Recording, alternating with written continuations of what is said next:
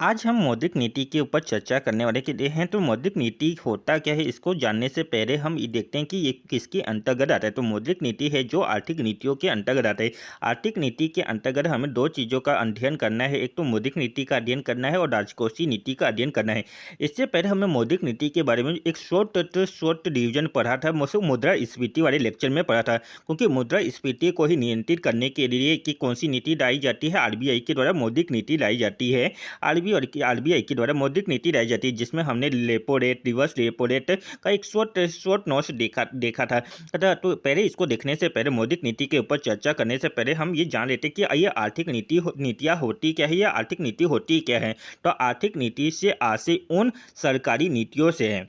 तो आर्थिक नीति से आशय क्या है, उन सरकारी नीतियों से है जिसके द्वारा किसी देश के आर्थिक क्रियाकलापों का निगमन होता है। यानी उन जितनी भी आर्थिक क्रिया है किसी देश देश की जितनी भी आर्थिक क्रिया है उनका क्या क्या होता है, संचालन किसके के द्वारा होता है, आर्थिक नीतियों के माध्यम से होता है। तो पहले से एक रूपरेखा तैयार होती है उसके माध्यम से उस सरकार का अपनी गतिविधियों को संचालित करती है। तो आर्थिक नीति से आशय क्या है, आर्थिक नीति से आशय उन सरकारी नीतियों से होता है जिसके द्वारा किसी देश की आर्थिक क्रियाकलापों का निगमन होता है। आर्थिक नीति का उद्देश्य आर्थिक लक्ष्यों की प्राप्ति होता है। आर्थिक नीति के अंतर्गत हम मौद्रिक नीति और राजकोषीय नीति को देखते हैं। तो अब ये मौद्रिक नीति होता क्या है, इसको अगर देख लेते हैं। तो पहले मौद्रिक नीति के बारे में हम देखते हैं कि मौद्रिक नीति का डेफिनेशन क्या होना चाहिए। तो ऐसी नीति जो किसी देश की मुद्रा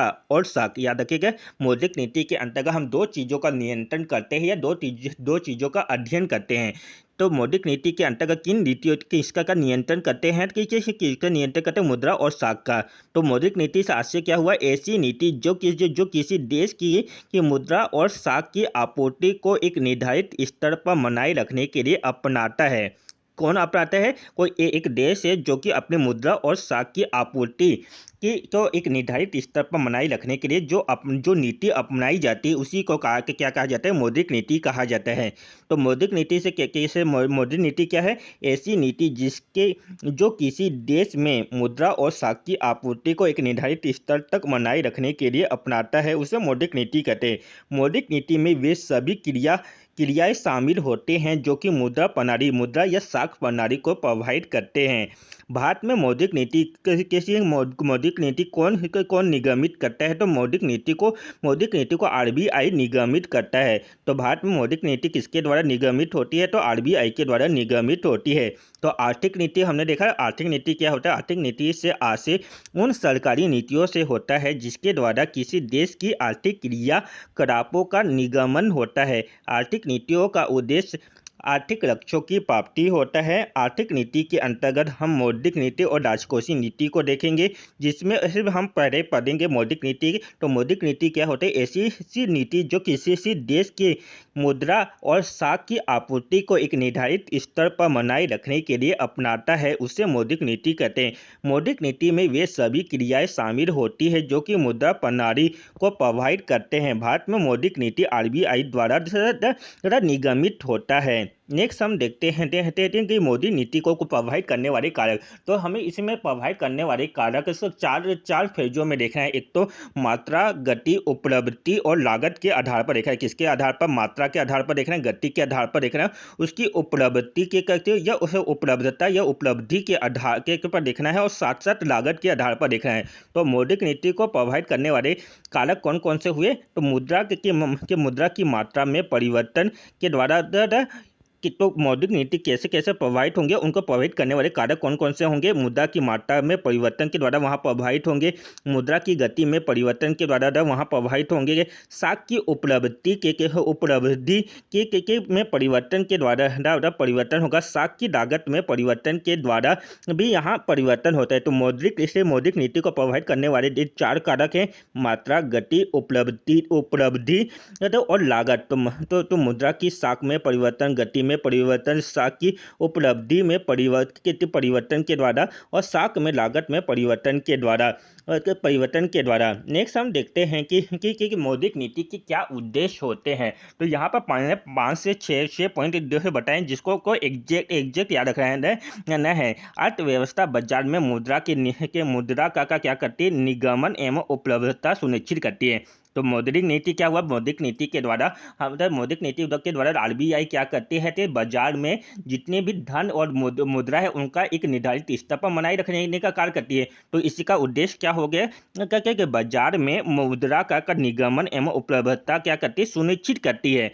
अब इस मौद्रिक नीति का मेन उद्देश्य क्या है कि बाजार में मुद्रास्फीति एक निर्धारित स्तर पर बने रहे, ना तो कम हो ना तो ज़्यादा हो, क्योंकि उर्जित पत्रिका के रिपोर्ट के अनुसार किसी भी देश की मुद्रास्फीति कितने के बीच होने चाहिए, 3 से 4 के बीच होनी चाहिए, ताकि वहाँ रोजगार को क्या करे, सृजन करे। याद रखें, ध्यान से सुनिएगा, मुद्रास्फीति अगर ज़्यादा होगी तभी भी खराब है, कम होगी तभी भी खराब है, लेकिन और एक लिमिटेड कंडीशन में होती है। तो उस केस में वहाँ देश की अर्थव्यवस्था के लिए उत्तम होते हैं, क्योंकि उस स्थिति में क्या होता है जब मुद्रास्फीति 3 से 4% के रेट में होती है, तो इस स्थिति में क्या होते है, निवेश को प्रोत्साहित मिलता है और फॉरेन रिजर्व में वृद्धि होती है, निर्यात में वृद्धि होती है। ये ऑलरेडी हमने मुद्रास्फीति वाले के टॉपिक में हमने देखा था कि मुद्रास्फीति अगर ठीक कंडीशन में हुई तो उससे क्या होता है, अर्थव्यवस्था में क्या होता है, रोजगार में वृद्धि होती है, निवेश में वृद्धि होते निर्यात में वृद्धि होते, निर्यात में भी वृद्धि होती।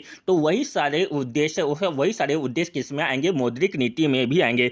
तो मौद्रिक नीति की अवधि में क्या होता है, मुद्रा को कोई एक निर्धारित स्तर पर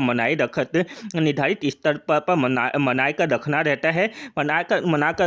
रहता है और निवेश जिसके कारण क्या होगा, निवेश को प्रोत्साहित देने वाली नीति का निर्माण होगा जिससे निवेश में प्रोत्साहन भी मिलेगा। अगर मौद्रिक नीति अगर अच्छी क्यों करेगा भाई मौद्रिक नीति, तो अगर मुद्रास्फीति को अगर एक निर्धारित स्तर पर बनाए कर रखेगा तो उससे क्या होगा, निवेश को प्रोत्साहित देगा, तभी तो भाई अर्थव्यवस्था इंक्रीज होगी।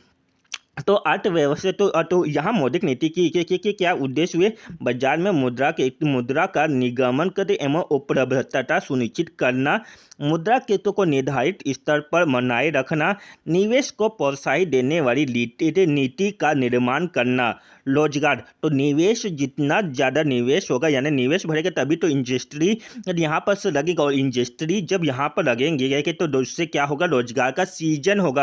अगर सृजन होगा यानी रोजगार में स्थायी और उच्च स्तर बनाए रखना ना, इसका उद्देश्य हुआ।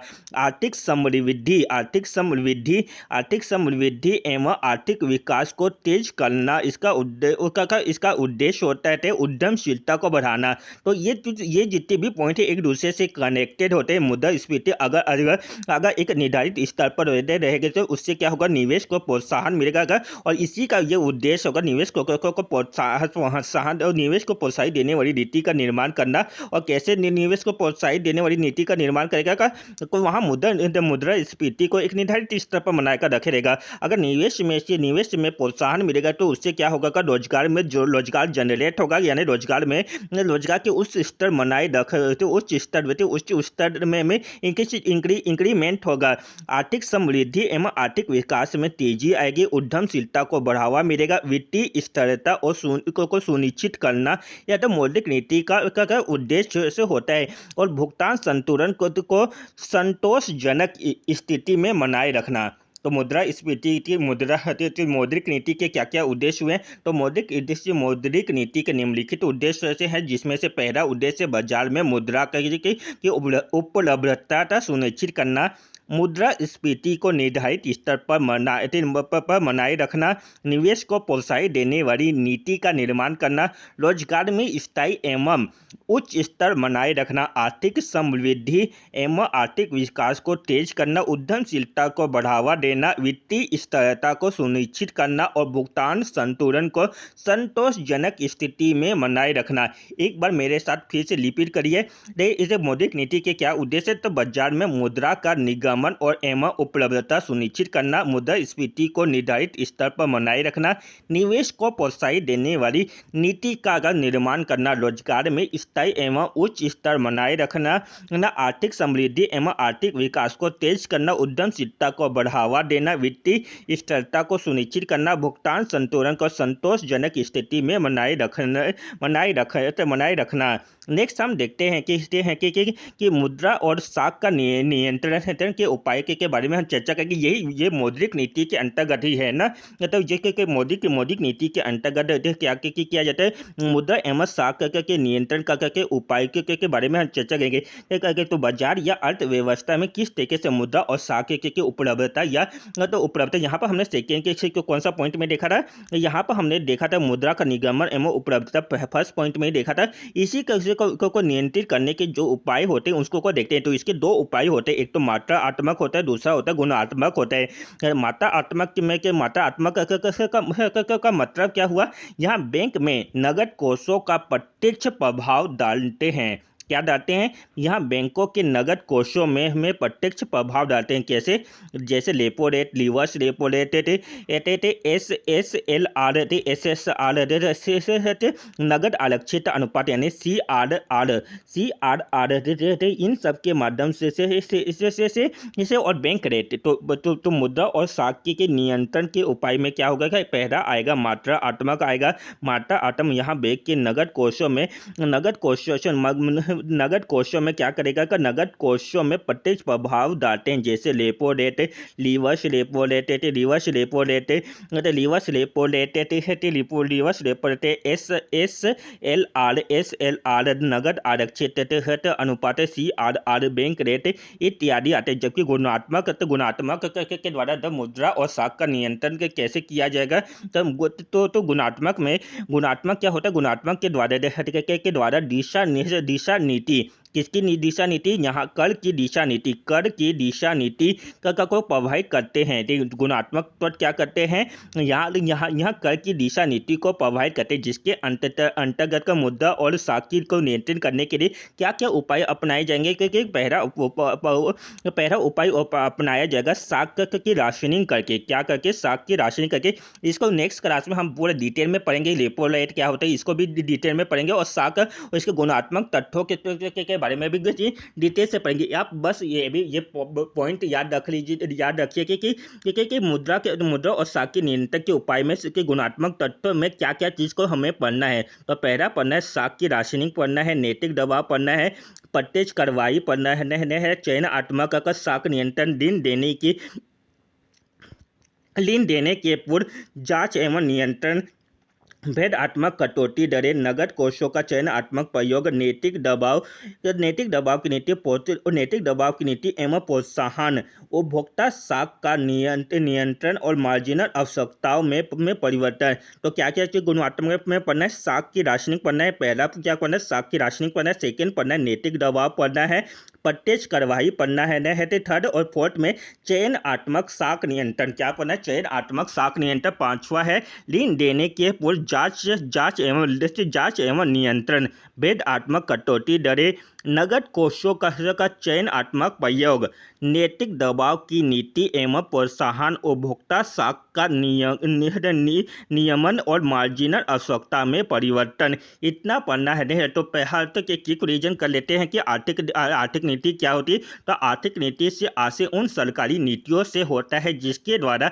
किसी देश की आर्थिक क्रियाकलापों का निगमन होता है। आर्थिक नीति से का उद्देश्य आर्थिक लक्ष्यों की प्राप्ति होता है। आर्थिक नीति के अंतर्गत मौद्रिक नीति और राजकोषीय नीति आते हैं, जिसमें मौद्रिक नीति ऐसी नीति थी जो किसी देश में मुद्रा और साख की आपूर्ति को एक निर्धारित स्तर पर बनाए रखने के लिए अपनाता है, उससे मौद्रिक नीति कहते हैं। मौद्रिक नीति किसे कहते हैं, ऐसी नीति जो किसी देश की मुद्रा और साख की आपूर्ति को एक निर्धारित स्तर में बनाए रखने के लिए अपनाता है। मौद्रिक नीति में वे सभी क्रियाएं शामिल होती हैं जो कि मुद्रा प्रणाली को प्रभावित करते हैं। भारत में मौद्रिक नीति RBI के द्वारा निगमित होता है। तो ये याद पीढ़ी की दृष्टि से तो ये याद रखिएगा कि इनका मौद्रिक नीति कौन बनाता है, मौद्रिक नीति RBI बनाता है, जबकि राजकोषीय नीति कौन बनाएगा, वित्त मंत्रालय के द्वारा राजकोषीय नीति का निगमन होता है। तो निगमन निर्गमन होता है, जबकि मौद्रिक नीति का निर्गमन किसके द्वारा होता है? आरबीआई के द्वारा होता है। इसके बाद हम देखें मौद्रिक नीति को प्रभावित करने वाले कारक देखेगा, जिसमें जो मुद्रा की मात्रा में परिवर्तन के द्वारा प्रभावित होते हैं, मुद्रा की गति के द्वारा प्रभावित होते हैं, साख की उपलब्धि में परिवर्तन के द्वारा परिवर्तन होता है, और साख की लागत में परिवर्तन के द्वारा प्रभावित होता है। नेक्स्ट हमने देखा तो मौद्रिक नीति की क्या क्या उद्देश्य होते हैं उद्देश्य बोलो या लक्ष्य बोलो तो दोनों एक ही हैं। अर्थव्यवस्था या बाजार में मुद्रा का निगमन एवं उपलब्धता सुनिश्चित करना, मुद्रास्फीति को निर्धारित स्तर पर बनाए रखना, निवेश को प्रोत्साहित देने वाली नीति का निर्माण करना, रोजगार में स्थायी एवं उच्च स्तर बनाए रखना, आर्थिक समृद्धि एवं आर्थिक विकास को तेज करना, उद्यमशीलता को बढ़ावा देना, वित्तीय स्थिरता को सुनिश्चित करना, भुगतान संतुलन को संतोषजनक स्थिति में बनाए रखना। तो इसको एक बार आप फिर से इससे मेरे साथ बोलिए। तो मुद्रा का निगमन करना है, निगमन एवं उपलब्धता सुनिश्चित करना, मुद्रास्फीति को निर्धारित स्तर पर बनाए रखना, निवेश को प्रोत्साहित देने वाली नीति का निर्माण करना, रोजगार में स्थायी एवं उच्च स्तर बनाए रखना, आर्थिक समृद्धि एवं आर्थिक विकास को तेज करना, उद्यमशीलता को बढ़ावा देना, वित्तीय स्थिरता सुनिश्चित करना, भुगतान संतुलन को संतोषजनक स्थिति में बनाए रखना। नेक्स्ट हमने देखा मुद्रा और साख के नियंत्रण के उपाय देखा, जिसमें मात्रा आत्मा देखा था। मात्रा आत्मा का जो कि बैंक के नगद कोषों में प्रत्यक्ष प्रभाव डालते हैं, जिसमें repo rate, reverse repo rate, नगद आरक्षित अनुपात, बैंक रेट, SLR रेट देखा था, और इत्यादि। गुणात्मक में तो गुणात्मक क्या करते हैं, यहाँ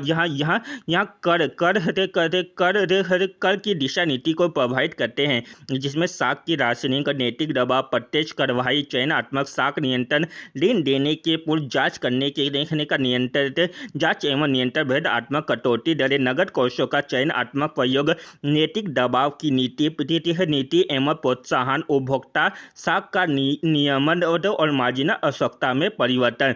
तो गुणात्मक में क्या देखा था? साख की राशनिंग क्या देखा? साख की राशनिंग देखा। सेकेंड देखा नैतिक दबाव देखा, प्रत्यक्ष कार्रवाई, चयनात्मक साख नियंत्रण, ऋण देने के पूर्व जांच एवं नियंत्रण, भेदात्मक कटौती दरें, नगद कोषों में चयनात्मक प्रयोग और नैतिक दबाव की नीति एवं प्रोत्साहन देते हैं, उपभोक्ता साख का नियमन और मार्जिनल आवश्यकता में परिवर्तन। आज के लिए इतना ही।